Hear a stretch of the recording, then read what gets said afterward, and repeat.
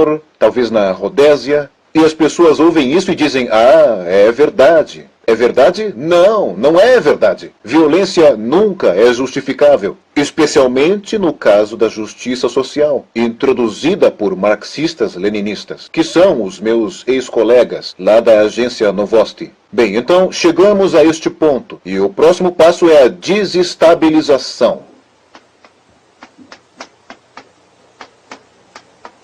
Esta palavra também se autoexplica.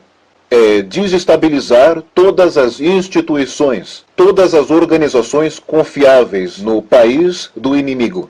E como se faz isso? Não é preciso mandar um batalhão para explodir pontes. Não, você deixa as pessoas lá fazerem isso sozinhas. A área de aplicação agora é mais estreita. É mais estreita. Não como no caso anterior, quando as ações são abertas, escancaradas, atividades que não se podem perceber, que não são vistas como um crime. Se o professor, por exemplo, veio da União Soviética e vem a nós apresentar um curso sobre marxismo-leninismo, ninguém vai dizer, você tem o direito de ficar calado, acompanhe-me, por favor, você está preso. Não, não, isso não é crime. Isso nem é considerado um crime moral contra o país. Veja que a área de ação aqui está estreitada. Para a economia, outra vez relações trabalhistas, não? Para lei e ordem, junto com o meio militar. E economia, lei e ordem e, novamente, a mídia, mas aqui é um pouco diferente, eu vou explicar depois. Ok, basicamente 3 áreas. Na economia se radicaliza o processo de negociação. Se na etapa anterior ainda se poderia atingir, teoricamente, algum aspecto positivo entre partes negociantes, como, digamos, um caso analisado por juízes de terceira instância, julgando as exigências de ambas as partes, nesta etapa esse processo é radicalizado. Aqui, na desestabilização, as pessoas não conseguem mais chegar a um acordo, nem mesmo dentro da família. Marido e mulher, por exemplo, não conseguem descobrir o que é melhor. O marido quer que os filhos comam à mesa, mas a mulher quer que a criança corra pela cozinha e derrube a comida pelo chão. Ou seja, não há acordo a menos que eles entrem em luta. Vizinhos já não conseguem chegar pacificamente a um acordo. Por exemplo, se um diz, eu não quero que você corte a grama em tal horário, porque é nesse horário que eu estou passeando com o meu cachorro, e ele fica nervoso, ele não consegue fazer cocô. Eles dois não conseguem entrar em acordo. E o que eles fazem? Eles vão para uma corte civil, ou alguma coisa assim. Ou seja, radicalização das relações humanas. Não há mais acordo, é luta, luta, luta. Então as relações normais são desestabilizadas. As relações entre professores e alunos nas escolas e universidades é luta. As relações na esfera econômica entre empregado e patrão são mais radicalizadas. Não é mais aceita a legitimidade das exigências dos trabalhadores. Não é como os japoneses com a teoria Z. Não sei se vocês já ouviram falar.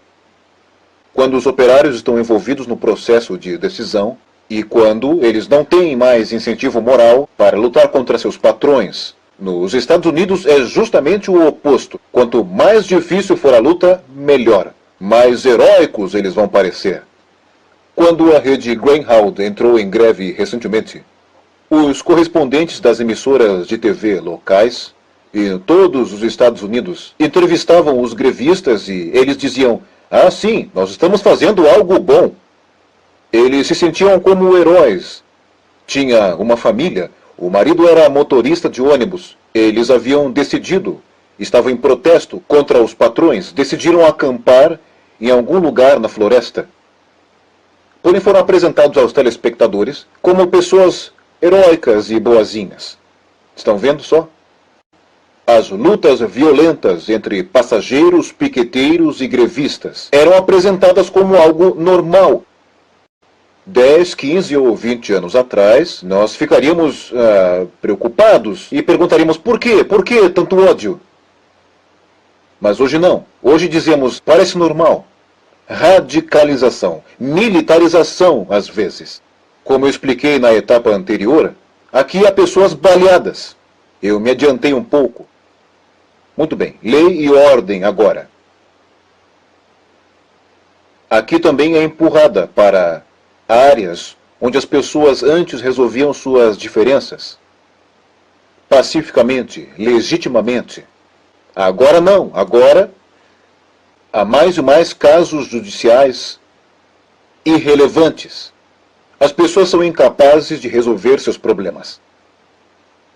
A sociedade como um todo se transforma num ambiente antagônico. Indivíduo contra indivíduo, grupo contra grupo, a sociedade como um todo. A própria mídia se põe em oposição à sociedade, em geral, como um todo. Ela se separa, se aliena. Nessa etapa, vocês se lembram que eu estava falando... Há um tempo atrás eu falei sobre os adormecidos.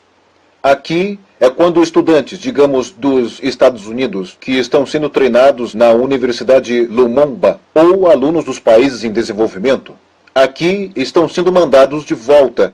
Os que estavam na União Soviética estão voltando agora. Ou se os adormecidos já estavam nos Estados Unidos, o país alvo da subversão. Nesta etapa, eles entram em ação. Os adormecidos despertam.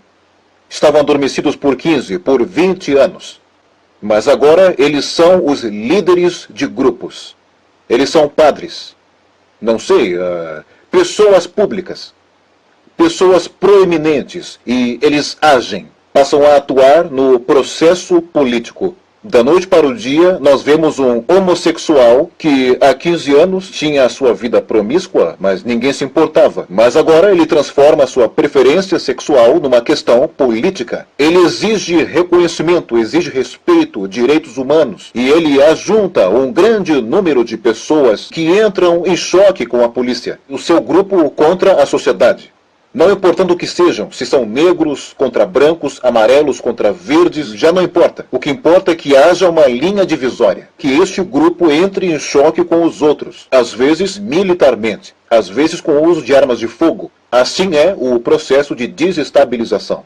Os adormecidos, alguns dos quais são simplesmente agentes da KGB, se tornam líderes do processo de desestabilização. Não quer dizer que o camarada Andropov manda o camarada Ivanov para os Estados Unidos. Não. A pessoa responsável já está aqui.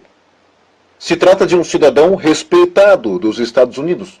Às vezes, ele recebe dinheiro de várias fundações para defender a sua causa legítima por direitos humanos, direito das mulheres, direito dos presidiários, qualquer coisa. E há americanos simpatizantes que doam o seu dinheiro para eles. O processo de desestabilização normalmente leva diretamente ao processo de crise. No caso das nações subdesenvolvidas,